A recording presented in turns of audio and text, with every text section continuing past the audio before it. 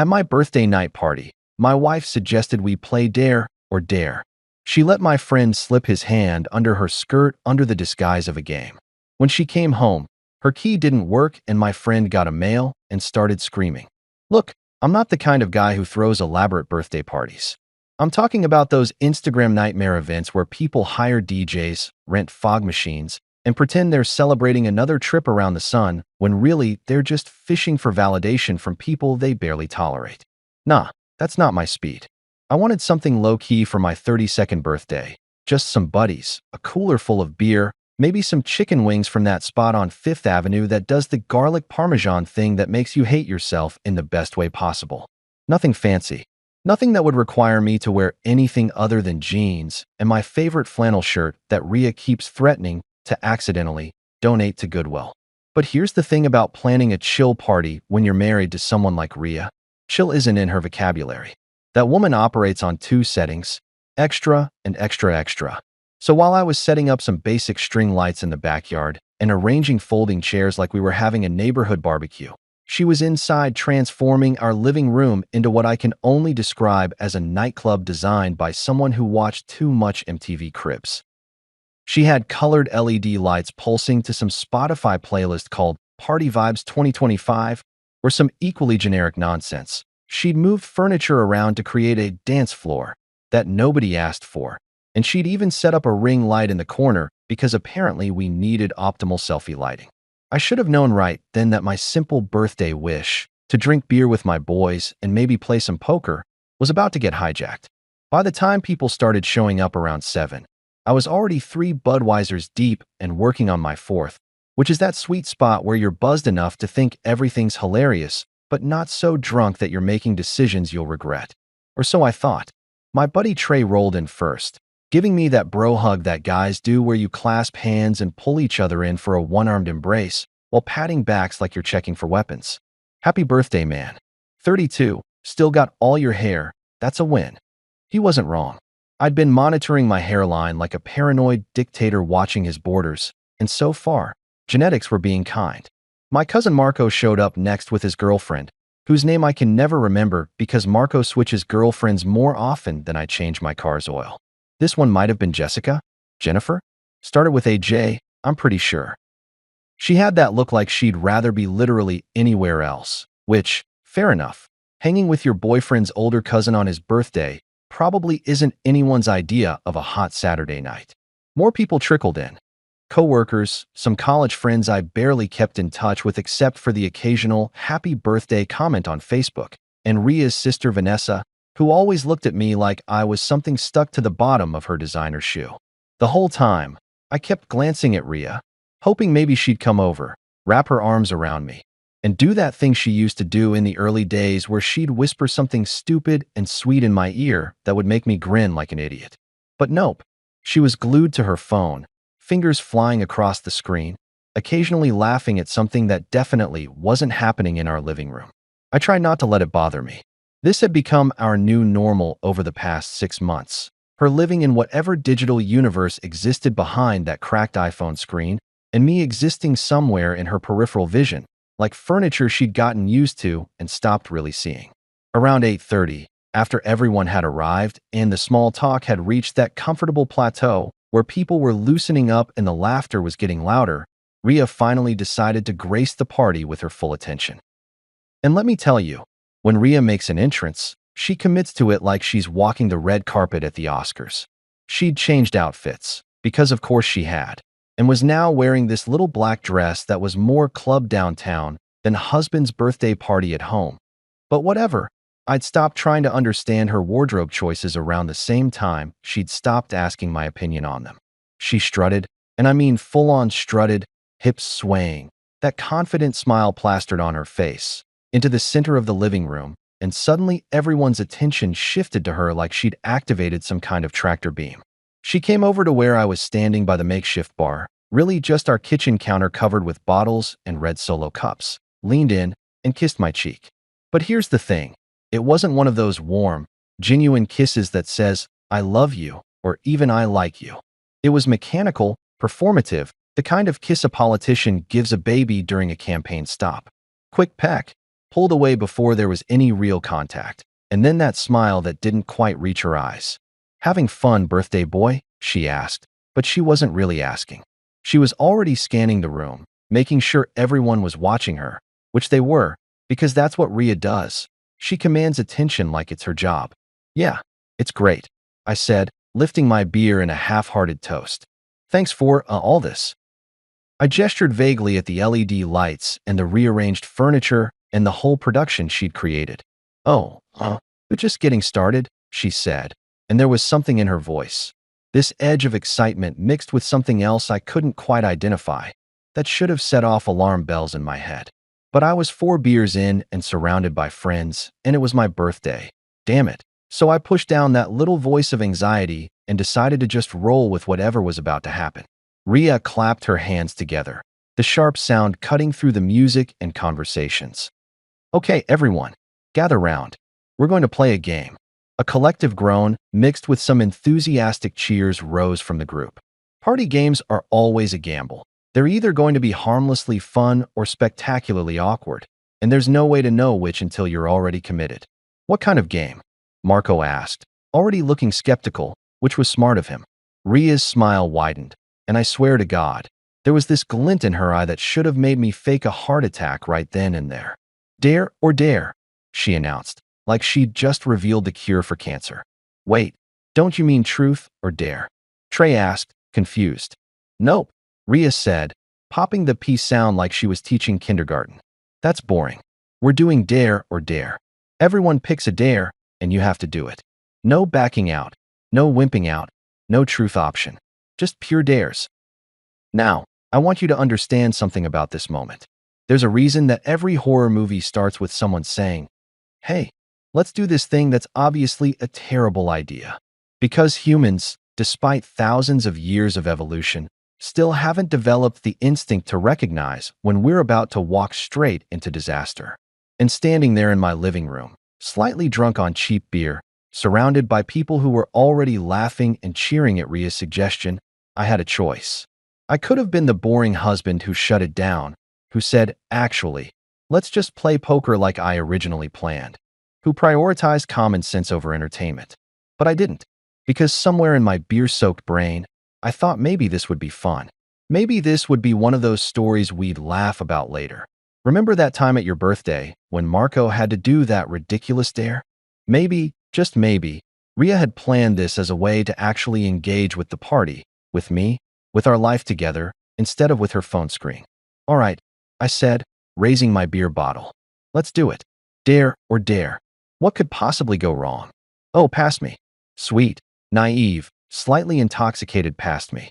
"If only you knew that you'd just agreed to the opening act of your marriage's demolition derby. If only you'd recognize that sometimes when your wife suggests a game with that particular smile on her face, she's not trying to add fun to the party. She's trying to blow up your entire life while everyone watches." But I didn't know that yet. So I smiled, I drank my beer, and I waited for the dares to begin, completely unaware that I was about to discover exactly how much damage 5 seconds can do to a decade of marriage. So we all settled into this game like a bunch of college kids who never grew up, which, let's be honest, is exactly what we were. Rhea grabbed an empty wine bottle from the counter, because apparently we were also adding spin the bottle elements to this disaster, and set it down on the coffee table that she'd shoved against the wall to make room for her imaginary dance floor. Everyone formed this loose circle on the floor and the couch, and I squeezed myself onto the armrest because my 32-year-old knees weren't about to forgive me for sitting cross-legged on hardwood for the next hour. The first spin landed on Trey, and Rhea, acting as the self-appointed game master of this circus, tapped her chin like she was contemplating something really profound, like world peace or the meaning of life, when really she was just trying to figure out how to embarrass my best friend since high school. "Okay, Trey," she said, dragging out his name like a game show host about to reveal a prize. "I dare you to sing Barbie Girl in the worst British accent you can manage. Full performance. I want hand gestures. I want commitment. I want to feel like I'm watching a really terrible West End production." Trey, to his credit, didn't even hesitate. He jumped up, put his hand on his hip, and launched into this absolutely horrific rendition of "I'm a Barbie Girl," in a Barbie world that sounded less like a British accent and more like someone having a stroke while impersonating the queen. He was doing these ridiculous poses, flipping his imaginary hair, and by the time he got to life in plastic, it's fantastic, everyone was dying laughing. Like, genuinely losing it. Marco was wiping tears from his eyes. Vanessa was actually smiling for once in her perpetually judgmental life, and even I had to admit it was pretty damn funny. This was the kind of harmless, stupid fun I'd been hoping for. Everyone embarrassing themselves equally, no hard feelings, just good memories, and maybe some blackmail footage for future birthdays. The bottle spun again, landed on Marco, and Ria gave him a dare to do 10 push-ups right there in the middle of the living room while reciting the alphabet backwards. He made it to about the letter S before his arms gave out and he face-planted onto our area rug, which sent another wave of laughter through the room. His girlfriend, whose name I still couldn't remember, helped him up, and he was grinning like an idiot, flexing his arms like he'd just won Mr. Olympia instead of failing at basic exercise. See, this was fine. This was fun. This was exactly the kind of stupid adult entertainment that made you forget about your mortgage and your boring office job, and the fact that your marriage had become more roommate situation than romantic partnership. I was actually starting to relax, thinking maybe Ria had actually planned something cool for once. Maybe this was her way of trying to inject some life back into our relationship, into our social circle, into the general monotony that had become our existence. The bottle spun again. It went around a few more times. Somebody had to eat a spoonful of hot sauce. Someone else had to call their mom and sing happy birthday, even though it wasn't her birthday. Standard party dare stuff that would be slightly embarrassing in the moment and hilarious in retrospect. I was on my 5th beer now, that perfect level of drunk where everything seems like a good idea and consequences are just theoretical concepts that happen to other people. Then the bottle landed on Trey again. And this is where everything went from fun party game to what the actual hell is happening in my living room right now. Ria leaned forward, and I noticed this change in her expression, like she'd been waiting for this moment, planning for it, and now the opportunity had finally arrived. She had this look in her eyes that I'd seen before, usually right before she did something impulsive that I'd have to deal with the consequences of later. But I was too buzzed and too committed to the vibe of the party to really register what was about to happen. "Trey," she said, and her voice had this edge to it now, this sharpness that cut through the music and the chatter. The room didn't go quiet immediately, but there was this subtle shift in energy, like everyone's subconscious was picking up on something their conscious minds hadn't processed yet. "I've got a really good dare for you." "Oh God," Trey said, laughing nervously. "I don't like that tone. That's the tone my ex-girlfriend used right before she told me we needed to talk." "Don't be dramatic," Ria said, waving her hand dismissively. She was smiling, but it wasn't her normal smile. It was something else, something calculated and sharp and dangerous. "It's simple, really. I dare you to slip your hand under my skirt for 5 seconds. I want you to understand that time actually stopped in that moment. Like, I'm not being dramatic or exaggerating for effect. The actual fabric of reality seemed to pause, like someone had hit the universal pause button and we were all frozen in this moment of absolute what the fuck." The music kept playing, some Calvin Harris song was pumping through the Bluetooth speaker, but nobody heard it. Nobody moved. Nobody breathed. I laughed. Not because it was funny, but because my brain literally couldn't process what had just been said, so it defaulted to this nervous, automatic response that humans do when they're confronted with something so absurd that their cognitive functions just temporarily shut down. It was that kind of laugh that comes out when you're waiting for someone to yell, "Gotcha," or "just kidding," or literally anything that would indicate that what you just heard wasn't actually what was said. But she didn't say she was kidding. She just sat there, looking at Trey with this expectant expression, like she'd just dared him to do a shot of tequila instead of proposing that he sexually touch my wife in my living room on my birthday while I watched. "Wait, what?" Trey said, and I could see the color draining from his face. He looked at me, then at Ria, then back at me, like he was desperately trying to find the hidden camera or the punchline or any indication that this was some kind of elaborate joke that he wasn't getting. "You heard me," Ria said, and she adjusted her position on the couch, crossing her legs in a way that made her dress ride up slightly. 5 seconds. That's the dare. You gonna chicken out?" The room was still frozen. Marco's mouth was literally hanging open. Vanessa looked like she was watching a car crash in slow motion. Marco's maybe Jessica girlfriend had her hand over her mouth. Someone's drink was hovering halfway to their lips, suspended in midair like a paused video. Ria, I said, and my voice sounded weird, distant and hollow, like it was coming from somewhere outside my body. Come on, that's not. It's just a game. She cut me off, not even looking at me. Her eyes were locked on Trey, challenging him. What? Are you guys too uptight for a real dare? I thought we were all adults here. And here's the thing that really messed with my head. She said it so casually, like she was suggesting we order pizza or change the music. Like this was a completely normal, reasonable thing to propose. Like the sanctity of our marriage and basic human decency were just arbitrary rules that didn't apply when you were playing party games. I was still waiting for someone to laugh, to break the tension, to acknowledge that this had gone too far and we needed to reset back to the harmless fun we'd been having 5 minutes ago. But nobody did. Everyone was looking at Trey, waiting to see what he would do. And then, I swear to God, I still have nightmares about this moment. Trey looked at me, and I could see him doing this mental calculation. I could literally watch his brain weighing the options, refuse and look like a coward in front of everyone, or accept, and what? Prove he was game for anything? Show that he didn't take life too seriously? I don't know what the hell he was thinking, but I saw the moment he made his decision, and my stomach dropped like I was on a roller coaster that had just crested the peak and was about to plummet. I mean, Trey said slowly, if it's just for 5 seconds, and it's just a game. No. No. This wasn't happening. This couldn't be happening. But it was happening. Trey was actually moving toward Ria. Ria was actually smiling. No, smirking, like she'd just won something. And I was sitting there, frozen on the armrest of my own couch, in my own house, at my own birthday party, watching my wife of 7 years and my best friend since 11th grade collaborate on what was quite possibly the most disrespectful moment of my entire life. His hand moved. She didn't stop him. 5 seconds felt like 5 hours. I heard someone gasp. Might have been Vanessa. Might have been me. I honestly couldn't tell because all the blood in my body had rushed to my head and everything sounded like I was underwater.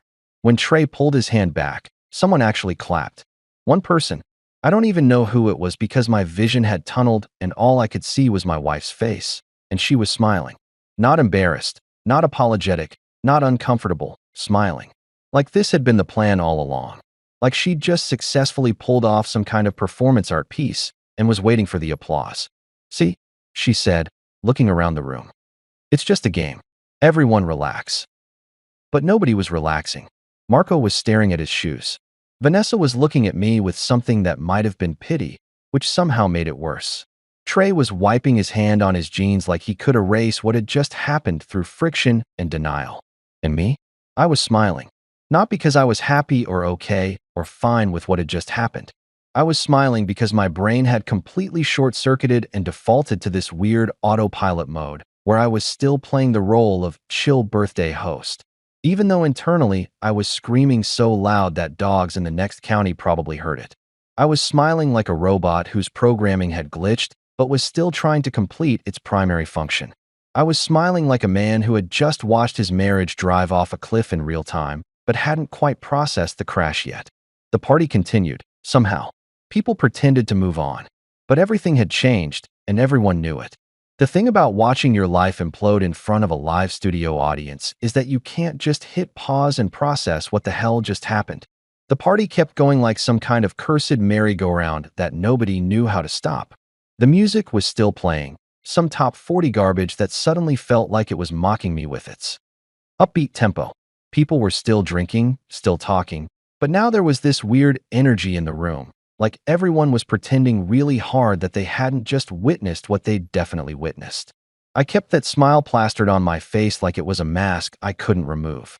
You know that feeling when you're at the dentist and they tell you to keep your mouth open, and after a while your jaw starts aching, but you can't stop because that's what you're supposed to do?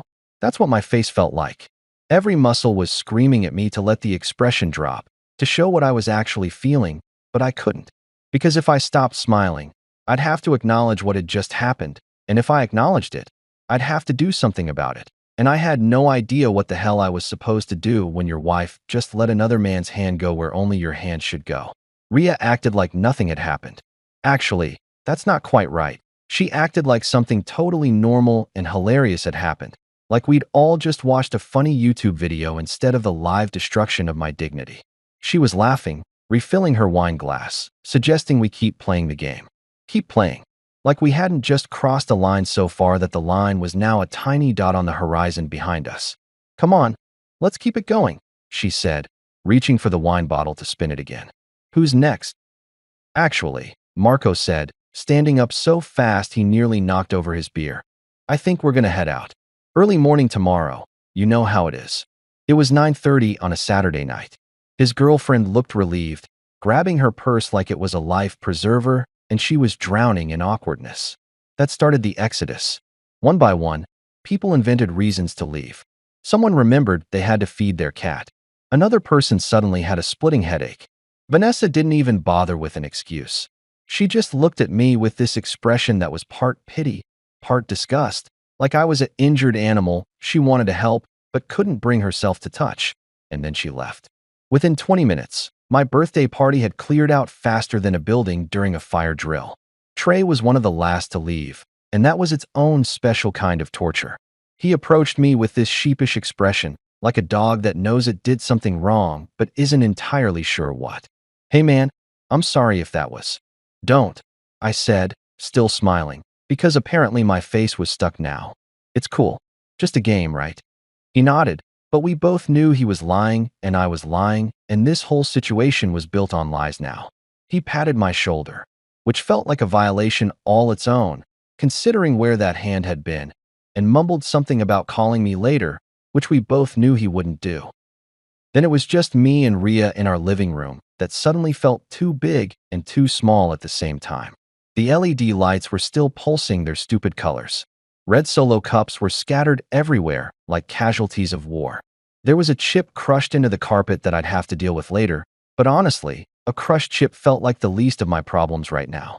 Rhea was on her phone again, typing away, probably posting some carefully curated photo from earlier in the night with a caption like, "Best birthday party ever. Hashtag blessed, hashtag love, hashtag good times." Or some other bullshit that would make everyone who'd already left think they'd imagined what had actually happened. That was fun, she said, not looking up from her screen. Everyone seemed to have a good time. I stared at her. Actually stared, waiting for her to acknowledge the elephant in the room, or more accurately, the hand that had been under her skirt in the room. But she just kept scrolling, double tapping, living in her digital fantasy world where consequences didn't exist and marriages were just props for Instagram content. Rhea, I said, and my voice came out steadier than I expected, which surprised me. What the hell was that? What was what? She finally looked up, and I swear to God, she looked genuinely confused, like I was asking her about quantum physics instead of about the most disrespectful thing that had ever happened in our relationship. The dare. The game. Trey. His hand. Your skirt. Do I need to keep going, or are you getting the picture? She rolled her eyes. Actually rolled them, like I was being unreasonable. Oh my God, don't be so dramatic. It was just a game.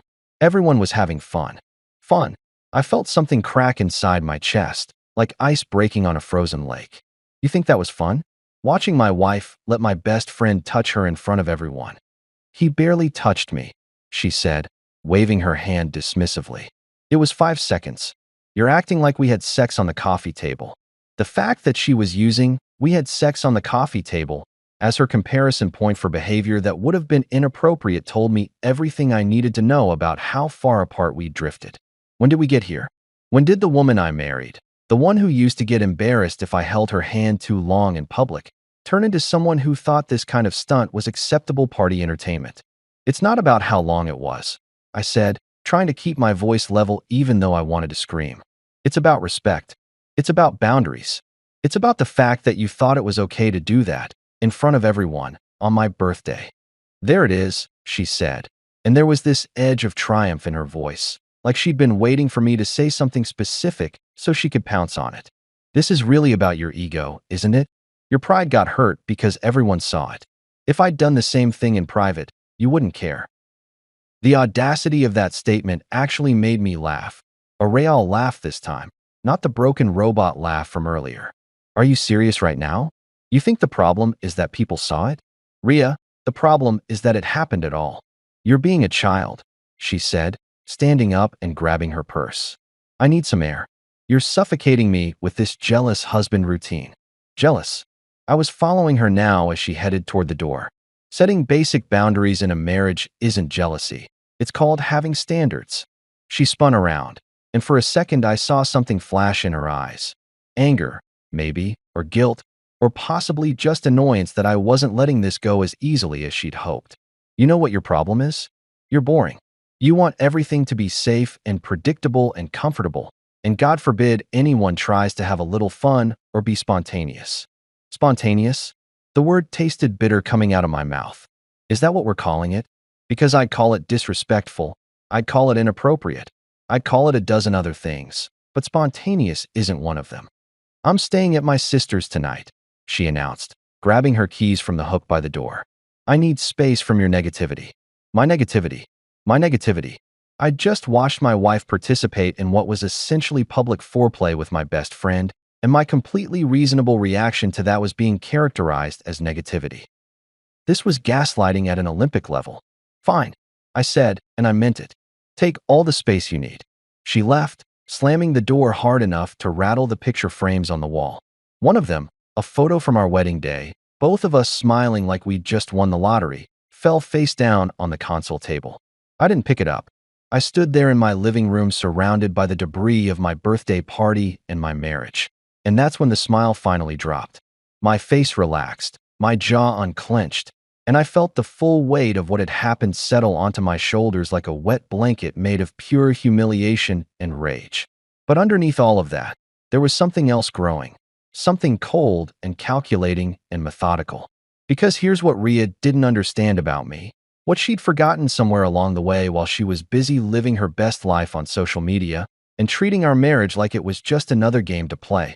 I might be boring, I might be predictable, I might be all the things she accused me of being. But I was also patient, and I was thorough, and when I decided to do something, I committed to it completely. She'd made her move in this game she wanted to play. She'd shown me exactly how much our marriage meant to her, exactly how much respect she had for me, exactly what kind of person she'd become when she thought she could get away with it. Now it was my turn. I pulled out my phone and opened my notes app, started making a list. Change the locks was item number 1. It felt petty even as I typed it, but you know what? Sometimes petty is exactly what the situation calls for. Sometimes the high road is overrated, and the low road has better scenery anyway. I looked at that fallen picture frame, still face down on the table, and I smiled again. But this smile was different from the broken one I'd been wearing all night. This smile was sharp. This smile had teeth. This smile was the beginning of consequences. Just a game, I said to the empty room, to the ghost of the party, to the memory of my wife's smirk as she'd crossed that line. Okay, sweetheart, let's play. Sunday morning hit me like a hangover, except I wasn't hungover. I was just existing in that special kind of clarity that comes after you've witnessed your marriage spontaneously combust, and you're now sifting through the ashes trying to figure out what the hell to do with them. I woke up on the couch because I couldn't bring myself to sleep in our bed, which still smelled like her perfume and broken promises. My neck was stiff, my back was screaming at me, and there was a red Solo cup stuck to my forearm that I didn't remember falling asleep with. Happy birthday to me, Part 2, The Reckoning. My phone had blown up overnight. 17 text messages, most of them from people at the party doing that thing where they pretend to check in on you, but really they're just fishing for drama they can discuss with other people later. Hey man, you good? Translation: please confirm that what I saw actually happened so I can tell everyone about it. I ignored all of them except one from my brother Jake, who lived 3 states away and hadn't been at the party. Thank God. Mom says you had a party. How'd it go? I typed back. Let's just say I'm considering becoming a monk. 3 dots appeared immediately. That bad? Worse. Tell you later. I hauled myself off the couch and surveyed the damage. My living room looked like a crime scene. If the crime was bad decisions and worse judgment. I started cleaning on autopilot, throwing away cups, wiping down surfaces, finding that crushed chip in the carpet, and scrubbing at it like if I could just get this one stain out. Maybe everything else would somehow fix itself too. Spoiler alert, it didn't work that way. Around noon, my phone buzzed with a text from Rhea. Not an apology, Not an acknowledgement of what had happened, just, "Hey babe, I'm staying at Vanessa's tonight too.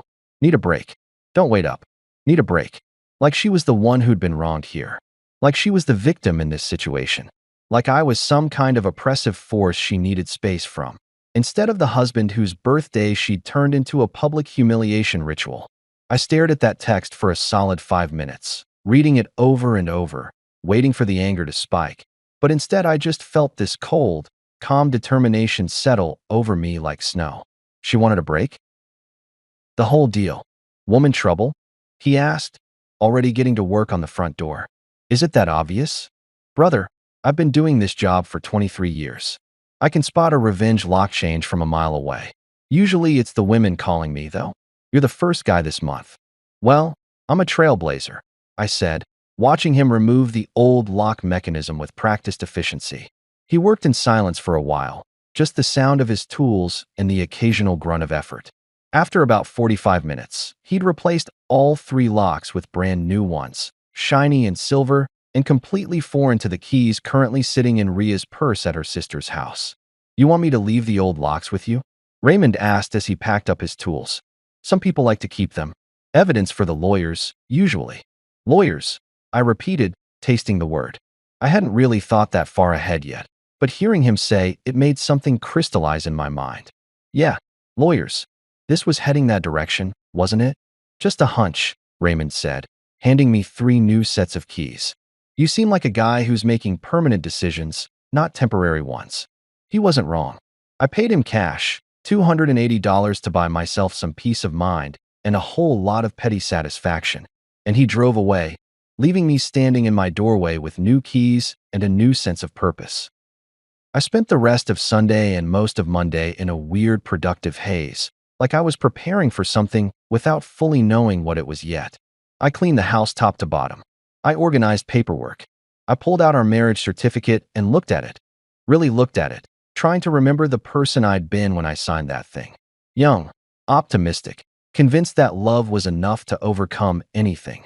What a naive idiot. Monday afternoon, I was sitting at my home office desk. I'd been working remote since the pandemic and never went back to the office full-time, when my phone buzzed with another text from Ria. Coming home tonight. Need to grab some things. Should be there around 7. No, can I come by? No. Is that okay? Just a statement of fact, like she still had unlimited access to come and go as she pleased. I checked the time, 4:47 p.m. That gave me just over 2 hours to prepare for what was about to be a very interesting conversation. I didn't respond to her text, just left it on read, which I knew would annoy her because she was one of those people who needed immediate responses to everything. Like the world would stop spinning if someone didn't acknowledge her messages within 30 seconds. 7 o'clock came and went. Then 7:15. Finally, around 7:23, I heard it, the sound of a key scraping against the front door lock, trying to find purchase, failing. The scraping got more aggressive, more frustrated. Then came the jiggling, that universal sound of someone trying to force a key into a lock that it no longer belongs to.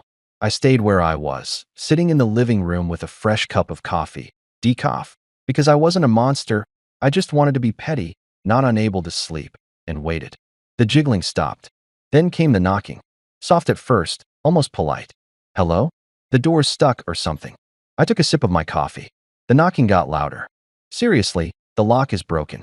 Can you open the door? Another sip. I was really savoring this coffee. Maybe the best coffee I'd ever had, actually. Then came the pounding, aggressive now, the sound of someone who'd just realized that the lock wasn't broken, it was changed. Are you kidding me right now? Did you change the locks? I stood up, walked to the door, and spoke through it in the calmest voice I could manage. Yeah, I changed them. Part of the house renovation you didn't approve. What house renovation? Open this door right now. Can't do that, sweetheart. See, you said you needed space, so I'm giving you space. All the space you want, actually. It's very spacious out there on the porch. This is my house too. Her voice was reaching that high-pitched frequency that dogs could probably hear in the next county. Actually, I said, leaning against the door, enjoying this way more than I probably should have. If we're being technical about it, it's my house. Your name isn't on the deed, remember? You never got around to being added. Silence. Then, you're being insane. This is crazy. You can't lock me out of my own home. I just did, though. So clearly I can. And it's not your home. That's kind of my whole point here. More pounding, loud enough that I worried about the neighbors. Except our nearest neighbor was Mrs. Chun, who was like 87 and deaf as a post, so we were probably fine. I need my things. My clothes, my makeup, my laptop, everything I own is in there. Then you should have thought about that before you decided to play Wandering Hands with Trey at my birthday party. Huh? I could hear her breathing hard through the door, could imagine her face getting red the way it did when she was really angry. That vein in her forehead popping out like it was trying to escape. Let me in right now, or I'm calling the cops. Go ahead, I said cheerfully. Tell them your husband locked you out of his house after you publicly humiliated him. I'm sure they'll be very sympathetic. Maybe they'll even want to see the security footage from the backyard Ring camera. You remember that camera, right? The one that has a perfect view of the living room window. Another silence, longer this time. I could practically hear her brain recalculating, reassessing, trying to figure out her next move. You're recording this? Her voice had changed now, less angry, more careful. I'm not recording anything right now. But the camera definitely caught some interesting party moments. Real spontaneous stuff, very authentic content. The silence that followed my little revelation about the Ring camera was absolutely delicious. I could hear Ria's breathing through the door, and I imagined her standing there doing that thing she did when she was trying to process information that didn't fit her narrative, biting her bottom lip, eyes darting around like the answer to her problems was written somewhere in the air. The Ring camera had been my idea 6 months ago after our neighbor 2 houses down got their packages stolen. Ria had complained about the cost, said it was unnecessary, that I was being paranoid again. Funny how paranoia looks a lot like preparation when things go sideways. You wouldn't, she finally said, but her voice had lost that aggressive edge. Now she sounded uncertain, which was a nice change from her usual bulletproof confidence. Wouldn't what? Keep security footage from my own house. Pretty sure that's not illegal, Ria. In fact, I think it's called being a responsible homeowner. You're bluffing. The camera points at the backyard. Yeah, and the backyard has a big, beautiful window that looks directly into the living room. You know, the living room where we had the party, where you decided to audition for the Real Housewives of Terrible Decisions. More silence. I was winning, and we both knew it. The balance of power in our relationship had always been weird. She was the bold one, the outgoing one, the one who made demands and expected them to be met. I was the steady one, the reliable one, the one who went along to keep the peace. But going along to keep the peace only works if there's peace to keep, and she'd napalmed that concept straight to hell on Saturday night. I want to see it, she said finally. The footage. I don't believe you.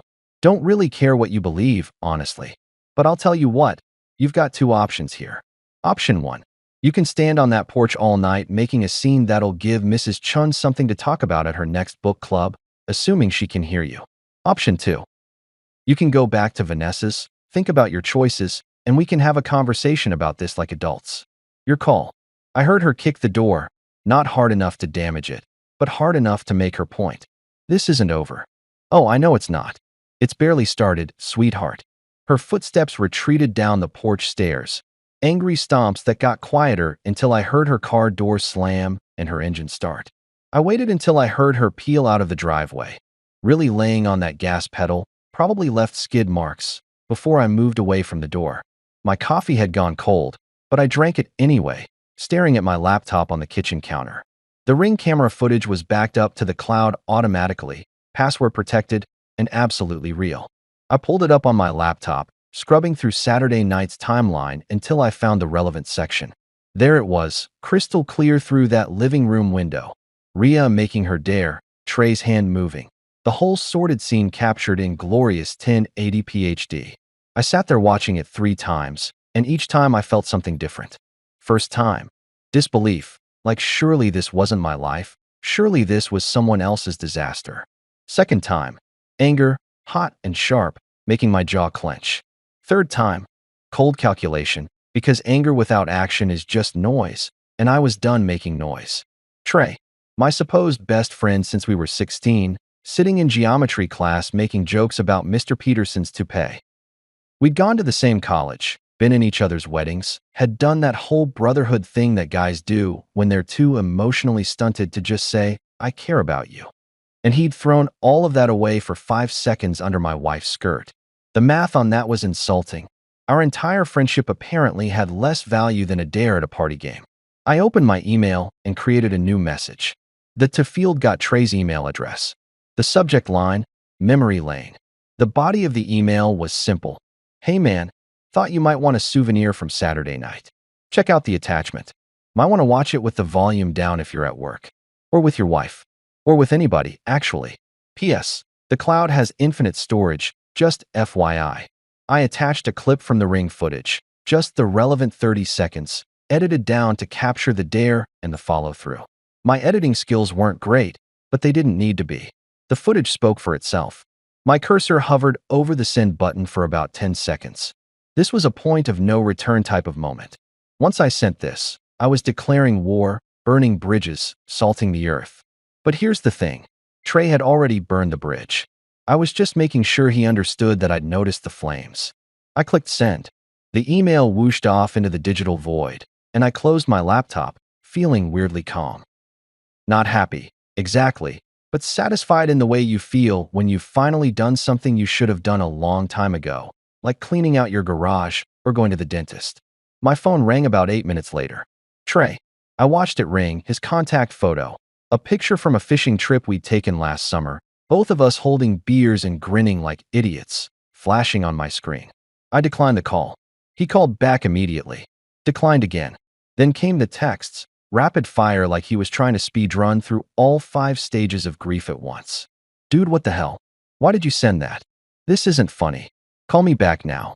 I'm serious, man, we need to talk. I typed one response. Funny. That's exactly what I thought on Saturday night. Guess we're both disappointed.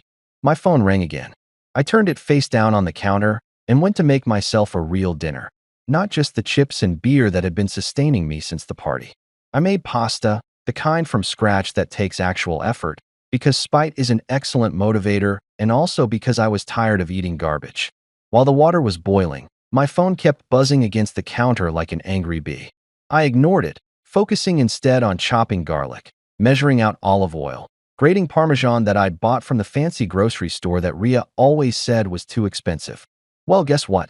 It was my house, my money, and my expensive-ass cheese now. Somewhere around the time I was tossing the pasta with the sauce, the buzzing stopped. I checked my phone and found 23 missed calls and 47 text messages. The texts had evolved from demanding to pleading to angry to desperate. My favorite was, my wife saw it. She's asking questions. Please delete it. I didn't respond. Instead, I sat down with my plate of pasta and opened my laptop again. The Ring footage was safely backed up in 3 different places now. The Ring cloud, my personal Google Drive, and an external hard drive I dug out of my desk drawer. Some people collect stamps or coins. I was apparently collecting evidence of my marriage's demise. Different hobbies for different folks. Around 9 p.m., my email pinged with a new message from Trey. The subject line was just, please. I opened it against my better judgment. It was long, rambling, full of typos that suggested he was either drunk or typing with shaking hands. The gist was, it was a mistake, he was sorry, he never meant to hurt me. Rhea had pressured him, he'd been drunk. Please, please, please delete the footage because his wife was threatening to leave and his boss somehow found out, and now his job was in jeopardy. That last part caught my attention. His boss found out. That meant he'd opened my email at work, which was exactly what I'd hoped for but hadn't actually expected. I'd figured he'd be smart enough to wait until he got home, but apparently panic makes people stupid. Or maybe he was already stupid and I'd just been too loyal to notice for the past 16 years. I crafted my response carefully, redrafting it 3 times before I got the tone right. Trey, thanks for your email. A few thoughts. 1. You should have thought about consequences before playing hands-on Jenga with another man's wife. 2. Your wife deserves to know the truth. 3. Your boss clearly has good judgment. 4. The footage stays exactly where it is. 5. Lose my number. Don't email, don't text, don't send a carrier pigeon. We're done. Your former friend. Send. I finished my pasta, which was genuinely delicious. The expensive cheese was absolutely worth it. And then did something I hadn't done in months. I slept soundly. No tossing, no turning, no waking up at 3 a.m. wondering if I'd overreacted or been too harsh. I slept like a man who'd finally stopped carrying something heavy and didn't miss the weight at all. Tuesday morning brought new developments. My phone had mercifully stayed quiet overnight.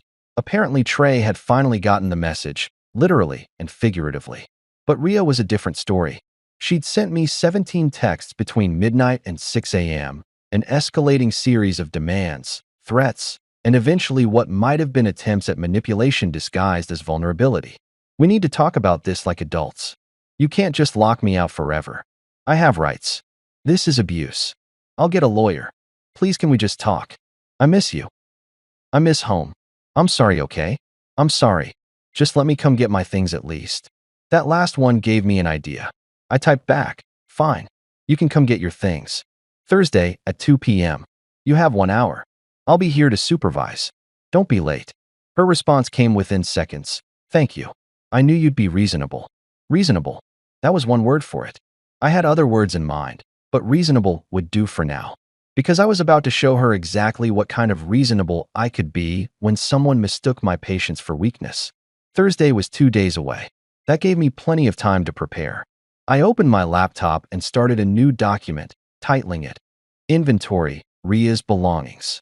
If she wanted her things, she'd get her things. Every single item that belonged to her, carefully documented, photographed, and ready for removal. Nothing of mine would leave with her. Not my dignity, not my self-respect, and definitely not my expensive cheese. Thursday arrived with the kind of weather that felt almost prophetic, overcast, humid, the kind of day where the air feels thick enough to chew. I'd spent Tuesday and Wednesday in a productive rage spiral, documenting every single item in the house that belonged to Ria. Turns out when you've been married for 7 years, your stuff gets mixed together like some kind of domestic smoothie, and separating it requires the organizational skills of a military logistics officer and the pettiness of a reality TV villain. Lucky for me, I had both in spades right now. I'd created a spreadsheet, color-coded, cross-referenced, with photos. Her clothes, 17 garbage bags, neatly packed and labeled by category. Work clothes, casual wear, shoes, accessories, that weird collection of scarves she'd bought and never worn. Her toiletries, 3 boxes, organized by type. Her books, her decorative pillows that I'd always hated, her essential oil diffuser that made the house smell like a hippie yoga studio, her collection of wine glasses with stupid inspirational quotes on them. Boss babe, wine o'clock, slay all day, all of it packed up and ready to go. The living room looked like a warehouse. I'd arranged everything in neat rows, creating aisles between the bags and boxes like I was running some kind of divorce department store. Each item had a little sticky note with its corresponding spreadsheet number. Was this excessive? Absolutely. Was I enjoying it? More than I'd enjoyed anything in months.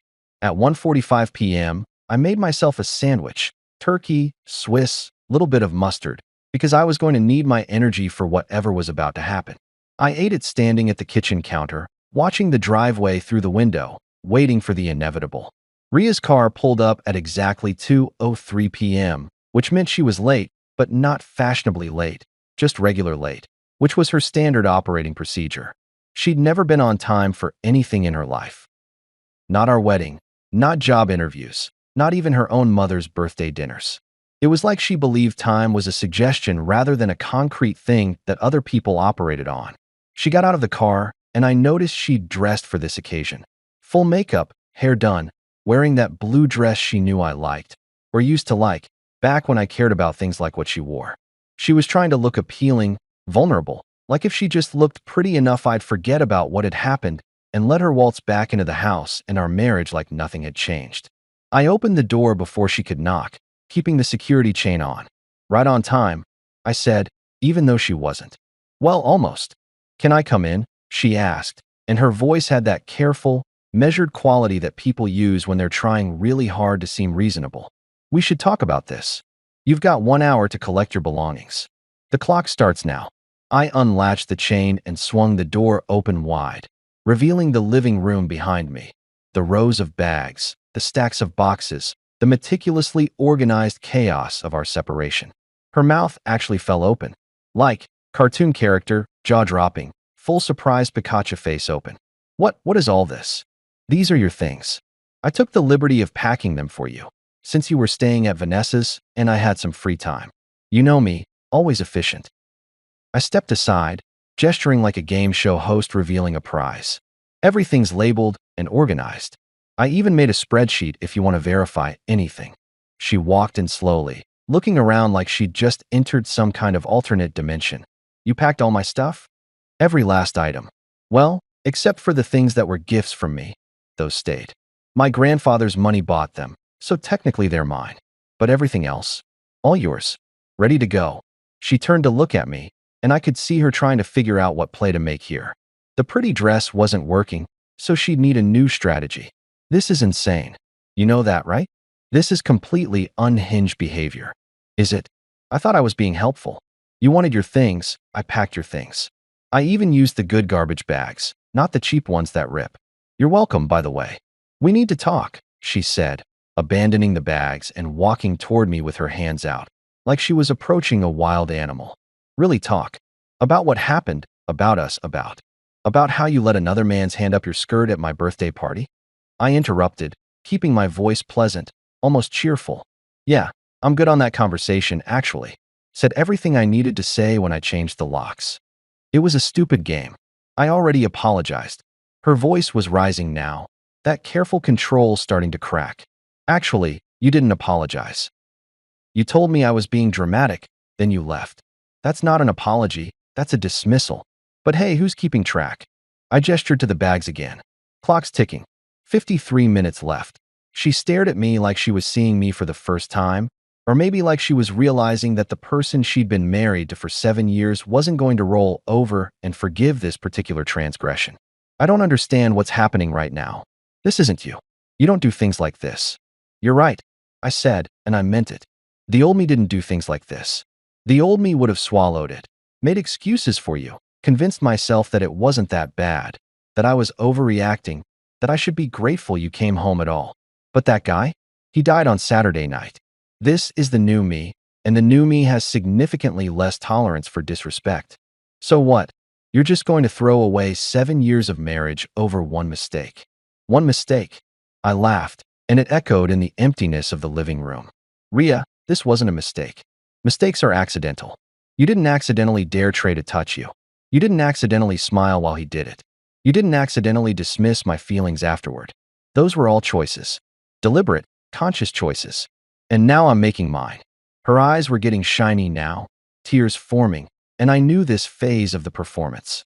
The crying, the vulnerability, the look what you're doing to me act. I'd seen it before, usually when she wanted something or when she'd been caught doing something she shouldn't have been doing. Please, she said, and her voice cracked perfectly like she'd rehearsed it. Please don't do this. I love you. I know I screwed up, but we can fix this. We can go to counseling. We can. Counseling. The word came out sharper than I intended.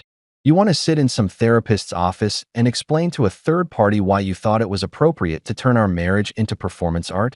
You want to pay someone $200 an hour to tell you what common sense should have told you for free? Hard pass. She was full-on crying now, mascara starting to run. The waterproof stuff she usually wore was apparently not in play today. You're being cruel. This isn't fair. Fair. I felt something hot flare in my chest. You want to talk about fair? Was it fair when you humiliated me in front of everyone I care about? Was it fair when you gaslit me afterward, told me I was being dramatic for having a completely normal reaction to watching my wife get felled up by my best friend? Was it fair when you left and made me the bad guy for being upset? I said I was sorry, she shouted, dropping the vulnerable act and switching to anger, because apparently we were speed running through emotional manipulation tactics. No, you didn't. You literally never said those words. You said, don't be dramatic. You said it was just a game. You said you're being a child, but you never once said, I'm sorry. I crossed a line. I disrespected you and our marriage. Not once. She opened her mouth, closed it, opened it again like a fish gasping for air. Because I was right, and she knew it, and she was realizing that her usual tactics weren't going to work this time. Get your stuff, I said, my voice going quiet and cold. You've got 47 minutes left. After that, anything remaining goes to the curb, and I'm not responsible for what the garbage collectors decide to keep. You can't do this, she said, but there was no conviction in it anymore. Just desperation. Watch me. She stood there for another 30 seconds, maybe hoping I'd crack, maybe hoping she'd wake up and this would all be a bad dream. Then she pulled out her phone and made a call. Vanessa, I need you to come over with your SUV. Like, right now. I'll explain later. While she waited for her sister, she started loading bags into her car, making multiple trips. Huffing and puffing like this was the hardest physical labor she'd ever done. Which it probably was. Ria wasn't exactly known for her work ethic when it came to anything that didn't directly benefit her. Vanessa showed up 20 minutes later, took one look at the scene, and shot me a look that was half disgust, half respect. Like she thought I was being an asshole, but she could appreciate the thoroughness of it. She helped Ria load the rest of the bags and boxes without saying a word to me, which was fine. I had nothing to say to her anyway. At 2:58 p.m., 2 minutes before the deadline, Ria grabbed the last box, the one with her wine glasses, and carried it to Vanessa's SUV. She came back one more time, standing in the doorway like she was going to make one final plea. Don't, I said before she could start. Just don't. We both know how this ends. We can do it the easy way or the hard way, but it ends the same either way. I hope you're happy, she spat, abandoning any pretense of reconciliation. I hope this is everything you wanted. It's not, I admitted. What I wanted was a wife who respected me. But we don't always get what we want, do we? She left without another word, and I watched from the doorway as both cars pulled away, loaded down with garbage bags full of her life. When they disappeared around the corner, I closed the door, locked it, with the new locks, the good ones that her old keys didn't work on, and looked around my house. It was quieter now, emptier, but it was mine. I walked over to where that wedding photo had been lying face down on the console table and picked it up. Looked at the two people in it, smiling like they had it all figured out. Then I opened the garbage can and dropped it in. Sometimes the trash takes itself out. Sometimes you have to help it along. The fallout from Thursday's Great Purge was immediate and spectacular. By Friday morning, the group chat that I'd been part of since college, creatively named The Boys because we peaked in our creativity around sophomore year and never recovered, was absolutely losing its mind. I woke up to 127 unread messages, which was more activity than that chat had seen in the last 6 months combined. Usually it was just the occasional meme, someone sharing a funny video, or Marco asking if anyone wanted to grab beers, which nobody ever did, because we were all too tired and too old and too busy pretending to be responsible adults. But today it was chaos. I scrolled up to where the explosion had started, around 11 p.m. the night before. Trey had apparently decided that since his life was already in shambles, he might as well drag everyone else into his misery. Trey, guys, we need to talk about what's happening with the birthday situation. Marco, bro, it's 11 p.m. What situation? Trey, the thing with Ria and the dare. It's gotten way out of hand. He changed the locks, packed all her stuff, and he sent footage to my work email. Jake, my brother, added to the chat after he moved back from Denver. LMAO, he did what? Trey, it's not funny, man. My boss saw it. My wife saw it. He's trying to ruin my life over a stupid game. That's where the chat really took off. People who I hadn't heard from in years suddenly had opinions. Strong opinions. About my marriage, my reaction, my character, my entire existence. Brandon, guy I played intramural soccer with in 2015. Okay, but it was just a dare though. Seems like an overreaction. Marcus, Ria's cousin, which explained his position, he's being psycho about this. It was 5 seconds. My cousin is devastated. David, some dude I honestly didn't even remember being in this chat. Marriage is about forgiveness, bro. You gotta let things go. Trey, exactly. Thank you. Someone with sense. I read through all 127 messages, watching people I'd known for years, people I'd shared beers with, gone to football games with, celebrated life milestones with, all coming together to tell me that I was the problem, that I'd overreacted, that it was just a game, and just 5 seconds, and not that serious, and I needed to be the bigger man and let it go. Not one person, not a single goddamn person, had said, hey, maybe Ria shouldn't have done that in the first place. I sat there in my kitchen, drinking my morning coffee, reading message after message of people telling me that my completely reasonable reaction to public humiliation was somehow worse than the humiliation itself. And something inside me just snapped. Not in an angry way, but in a clarity way. Like suddenly seeing that the people you thought were your friends were really just extras in your life story who'd been reading from the wrong script the whole time. I typed out my response carefully, edited it twice, then hit send. Here's a thought experiment for all of you. Imagine your wife/girlfriend dares another guy to put his hands on her sexually in front of you at your birthday party, in your house, and then tells you you're being dramatic when you're upset about it. Still think it's just a game? Still think I overreacted? Because if the answer is yes, then you're part of the problem, and I don't need people who think that's acceptable behavior in my life. Next time you want to play dare or dare, try daring to pay your own rent and live your own life instead of judging mine. I'm out. I hit send, watched the message appear in the chat, then did something I should have done years ago. I left the group. Just tapped that little leave group button and confirmed it, watching the boys disappear from my messages like it had never existed at all. My phone immediately started buzzing with individual texts. Some people trying to backtrack, saying I'd misunderstood, that they were just trying to help. Others doubling down, telling me I was being too sensitive, that I couldn't take a joke. Trey sent me a paragraph that started with "This is exactly what I'm talking about," and devolved into calling me vindictive and cruel and a dozen other adjectives that he'd apparently been saving up. I blocked him. Then I went through my contacts and blocked everyone who'd had something to say in that chat about how I was overreacting. Marco got blocked. Sorry, cousin, but you chose a side. Brandon got blocked. Marcus definitely got blocked. David, whoever the hell he was, got super blocked.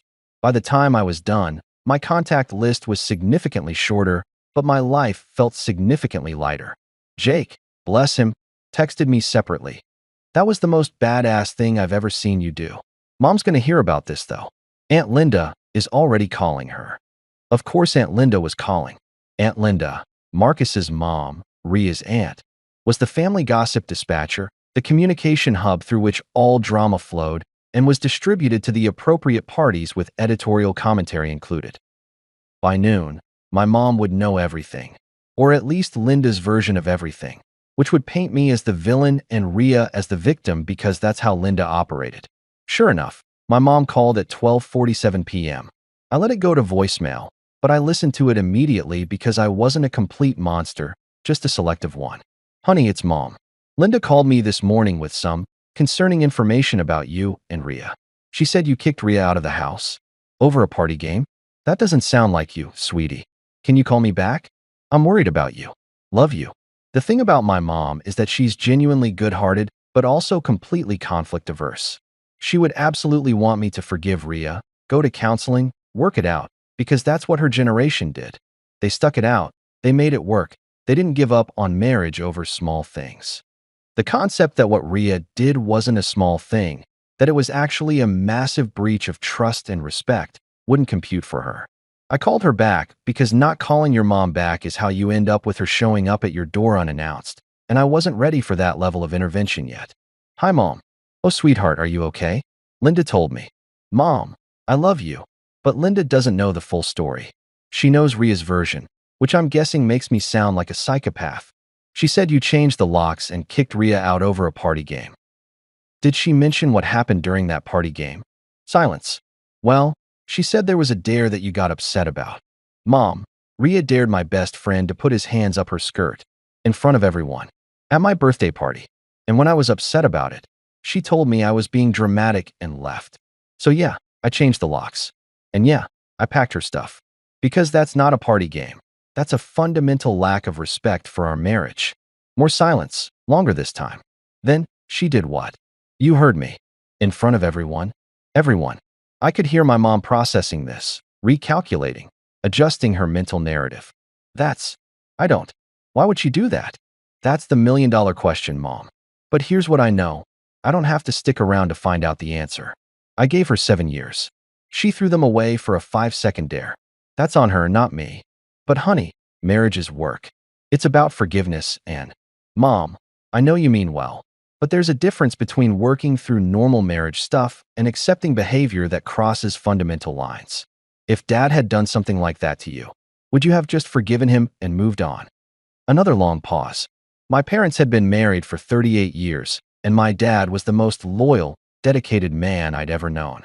He'd never even looked at another woman the wrong way, let alone participated in something like what Ria had done. That's different, she said finally, but her voice was uncertain. It's not different, Mom. It's exactly the same. And I think you know that. She sighed, that deep mom sigh that carried generations of worry and love and disappointment. I just don't want you to do something you'll regret. Divorce is so permanent. So is humiliation. So is betrayal. So is discovering that the person you married doesn't respect you. Those are pretty permanent too. Just promise me you'll think about it. Really think about it. Don't make any hasty decisions.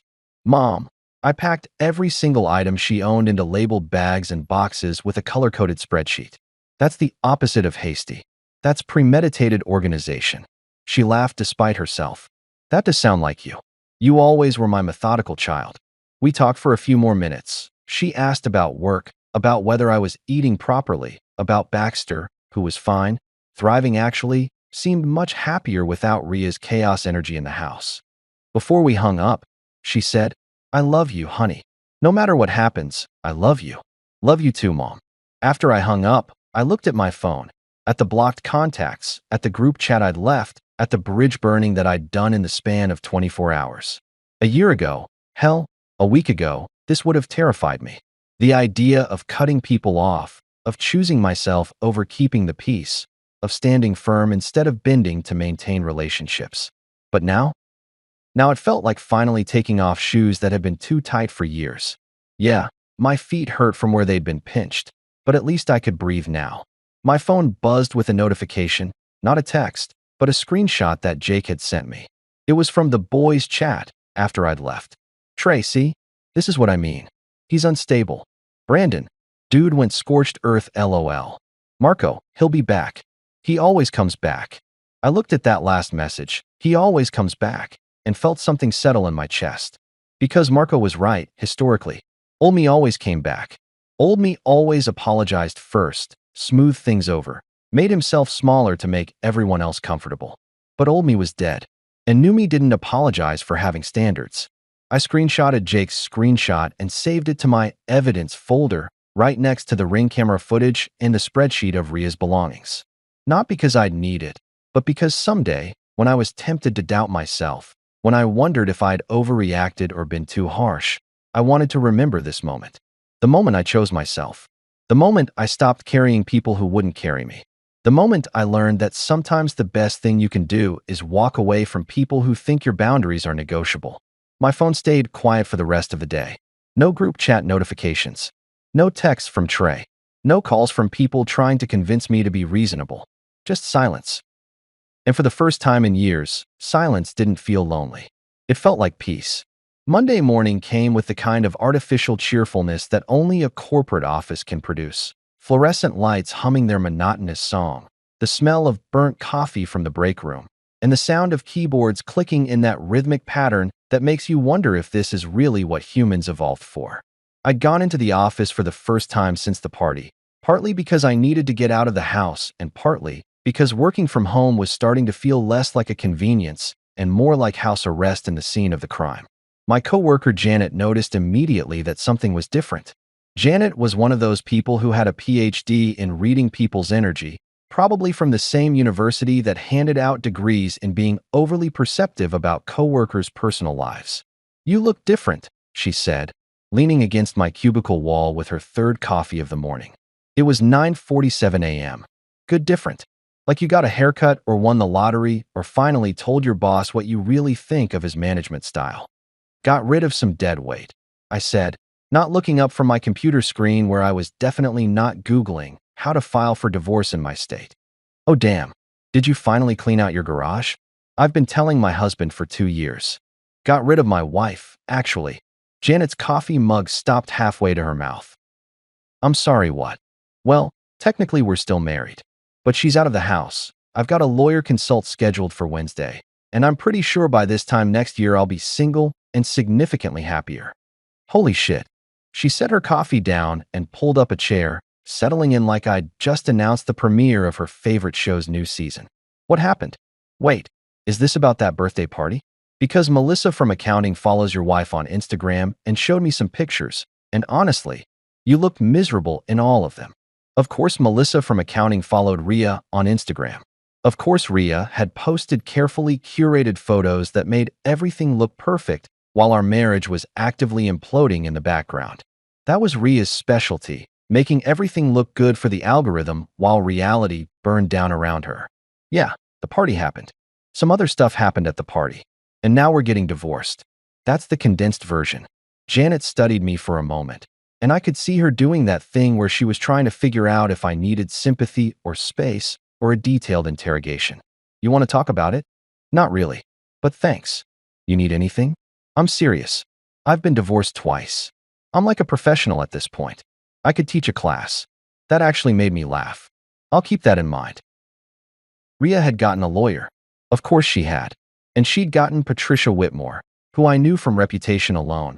She was the kind of lawyer who sharks circled for advice. She'd handled several high-profile divorces in our city, always representing the wife, always walking away with a settlement that left the husband eating ramen for the next decade. She was expensive, aggressive, and exactly who you'd hire if you wanted to make your ex-spouse's life a living hell. I opened the email with the same feeling you get right before a roller coaster drops. Dear Mr. Marino, this office has been retained by Mrs. Ria Marino regarding the dissolution of your marriage. We request that you obtain legal representation and have your attorney contact our office to discuss arrangements for a preliminary meeting. In the interim, please be advised that Mrs. Marino is requesting immediate access to the marital residence to retrieve additional personal belongings, along with temporary financial support, while separation proceedings are underway.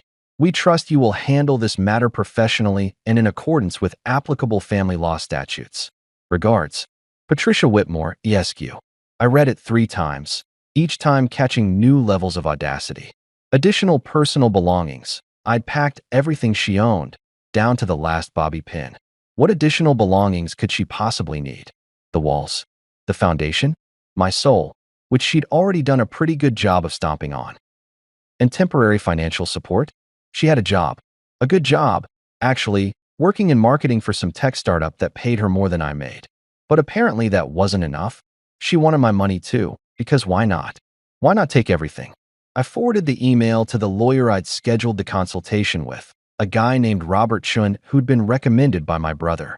His rates were reasonable, his reviews were solid, and according to Jake, he didn't take shit from anyone, which seemed like a valuable quality in a divorce attorney. Then I did something that old me never would have done. I replied to Patricia Whitmore directly. Ms. Whitmore, thank you for your email. My attorney will be in touch shortly to discuss arrangements. However, I wanted to address 2 points directly. All of Mrs. Marino's personal belongings were packed and provided to her last Thursday. If she claims there are additional items, please have her provide a specific list, as I have a complete inventory with photographs of everything that was removed from the residence. Regarding temporary financial support, Mrs. Marino maintains full-time employment with an annual salary comparable to my own. I'm curious about the legal basis for this request, as she appears neither unemployed nor financially dependent. I look forward to handling this matter professionally and in accordance with applicable family law statutes. All of them, not just the ones convenient to Mrs. Marino's position. Regards. My name. I hit send before I could second-guess myself. Was it smart to engage directly with her lawyer? Probably not. Would Robert Chin yell at me about it during our consultation? Almost certainly. But it felt good to stop being passive, to stop letting people make demands without pushing back. My phone rang 20 minutes later. Unknown number. I let it go to voicemail, but curiosity got the better of me and I listened to it immediately. Mr. Marino, this is Patricia Whitmore. I'd appreciate a call back at your earliest convenience regarding the email you just sent. While I understand emotions are running high, I'd like to remind you that direct communication between parties who are represented by counsel is generally inadvisable. Please have your attorney contact my office. Thank you. Her voice was smooth, professional, with just a hint of condescension that probably worked great in courtrooms, but made me want to throw my phone across the room. I didn't call her back. Instead, I called Robert Chin's office and explained the situation to his paralegal, who assured me that Robert would review everything before our Wednesday meeting and would handle all communication going forward. That evening, I came home to find Ria's car parked on the street in front of my house. Not in the driveway. She'd learned that lesson, but close enough to be obvious. She was sitting in the driver's seat, and when she saw me pull in, she got out. She'd brought backup this time. Vanessa was in the passenger seat, and some guy I didn't recognize was in the back. Probably one of her friends, or maybe her new lawyer had sent a witness. Smart move, actually. I had to give her credit for learning. "We need to talk," Ria called out as I got out of my car. She was wearing jeans and a sweatshirt, no makeup. I'm just a regular person going through a hard time. Look, that was probably strategic as hell. "We have lawyers for that now," I said, grabbing my briefcase from the back seat. "Have Patricia call Robert. They can schedule something. Don't be like this. Can we please just talk? Like adults? Without all the lawyers and the drama?" I stopped walking and turned to face her. "You want to talk like adults? Okay, here's some adult talk. You violated our marriage in front of everyone I care about. You showed zero remorse. You left and expected me to just get over it. And now you're trying to take money from me through your scary lawyer while pretending to be the victim. That about cover it." The guy in the back seat got out, tall, muscular, probably supposed to be intimidating. "Hey man, there's no need to be aggressive." "Who the hell are you?" I asked, genuinely curious. "I'm Brian, Ria's friend. I'm just here to make sure this stays civil."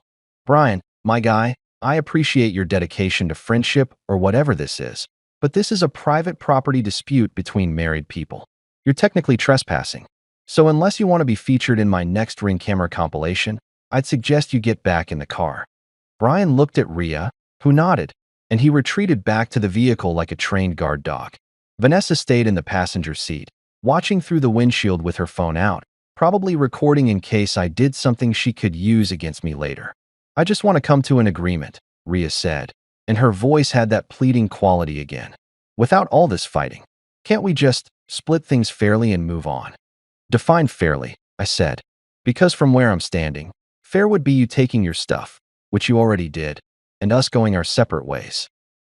But apparently fair to you means getting a predatory lawyer and asking for my money when you make just as much as I do." "The house is half mine," she said, and there it was. The real reason she was here. Not to reconcile, not to apologize, but to stake her claim to the asset she'd never been legally entitled to in the first place. "The house has your name nowhere on it," I corrected. "The house was purchased with my inheritance money. The house is mine. Your lawyer knows this, which is probably why she's going for the financial support angle instead." "That's not fair. I lived here too. I contributed." "You contributed what exactly? Chaos? Stress? A public humiliation that's probably going to be the punchline of every family gathering for the next decade." She flinched like I'd slapped her, and part of me, a very small part that still remembered loving her, felt bad. But the larger part, the part that was tired of being the one who bent and apologized and made himself smaller, stayed firm. "Have your lawyer call mine," I said again. "Wednesday. That's 3 days away. We can both survive 3 days without having this conversation on my lawn." I walked past her to my front door, unlocked it with my new keys, and went inside without looking back. Wednesday came and went in a blur of legal consultations and strategic planning that made me feel less like a person and more like a chess piece in a game I never wanted to play. Robert Chin turned out to be exactly what I needed. Methodical, unimpressed by theatrics, and possessed of a dry sense of humor that made discussing asset division almost bearable. He'd reviewed everything. The ring footage, the email chain with Trey, the inventory spreadsheet of Ria's belongings that he'd called impressively petty and legally useful. "The house is yours, no question," he'd said, tapping his pen against the property deed. "Her lawyer can argue all she wants, but your name's on it, bought with your inheritance, and she's got no legal claim. The financial support request is laughable given her salary. We'll counterfile, establish fault grounds based on the footage if she wants to play hardball, and honestly, I think she'll settle fast once she realizes this isn't going to be the payday she was hoping for." But while Robert was handling Ria's legal assault, Trey was launching his own desperate campaign via email. My inbox had become a digital crime scene of his unraveling life. The messages started arriving Thursday morning. "Please delete it. I'm begging you. My wife saw everything. She's filing for separation. HR wants a meeting. This is affecting my job. You've made your point. Please just make this stop." Each email was more frantic than the last, typos multiplying like bacteria, autocorrect failing to save him from his panic. By Friday afternoon, I'd received 11 messages, each one a masterclass in consequences meeting actions. The final email arrived Saturday night. My wife left. Took the kids to her mother's. My boss suggested I take personal leave while they review the situation. Are you happy now? You destroyed my life over 5 seconds. I hope it was worth it. I read that last line 3 times. I hope it was worth it. Like I was the one who'd made the choice that started this cascade. Like I'd forced his hand up my wife's skirt. Like I'd been the architect of this disaster instead of just the guy who'd refused to pretend it didn't happen. I typed one response. You should have thought about consequences before playing hands-on Jenga with another man's wife. Actions have reactions. Welcome to adulthood. 3 months later, the divorce papers arrived via certified mail on a Tuesday afternoon that felt like any other Tuesday until it suddenly became the best Tuesday of my year. I signed them at my kitchen table with a pen I'd bought specifically for this occasion. A nice one, the kind that feels substantial in your hand, because if you're going to sign away 7 years of your life, you might as well do it with style. Ria got nothing. Well, that's not entirely true. She got her freedom and a hard lesson about consequences, which Robert Chin had argued was more than generous given the circumstances. The house stayed mine, the savings account stayed mine, and even Baxter stayed mine, though that last one hadn't been contested because Ria had never liked him anyway. Trey moved to Arizona. Heard it through the grapevine. The few people I still talked to who'd remained neutral. His wife divorced him, he lost his job, and apparently Phoenix seemed like a good place to start over. I didn't feel bad about it. Play stupid games, win stupid prizes, and he'd won the grand prize. My next birthday came around, and I celebrated it exactly how I wanted. Just me, Baxter, and a slice of chocolate cake from the bakery downtown. No guests, no games, no drama. Just quiet contentment and a dog who thought I was the greatest person alive simply because I fed him and threw tennis balls. I put a single candle in the cake, not because I was turning one, but because I only needed one wish, and honestly, I didn't even need that. My wish had already come true the moment those divorce papers were signed. When I blew out the candle, Baxter barked, tail wagging like we'd just accomplished something monumental. And maybe we had. Freedom tastes better than any cake.